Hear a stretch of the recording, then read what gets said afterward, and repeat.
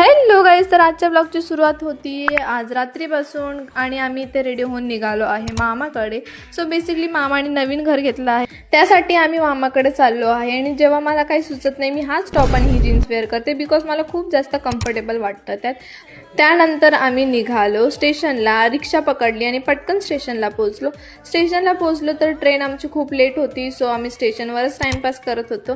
त्यानंतर आम्ही पोहोचलो खडवली स्टेशन. सो मामाचं घर आहे आमचं खडवलीला आणि लिटरली आम्ही ट्रेनवर चालून गेलो गाईस, कारण की गावात जायला हा रस्ता होता. सो त्यानंतर आम्ही फायनली पोहोचलो घरी आणि त्यांचं असं घर होतं. मी जास्त काही शूटच नाही केलं.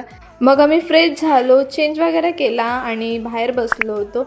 मस्त छान हवा सुटली होती. मला गावा साईडला आल्यावर खूप जास्त भारी वाटतं.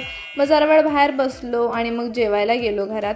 मस्त जेवत होतो आणि मामाला सुद्धा मी ब्लॉगमध्ये मजा घेतलं. सगळ्यांना हाय करतायत मामा.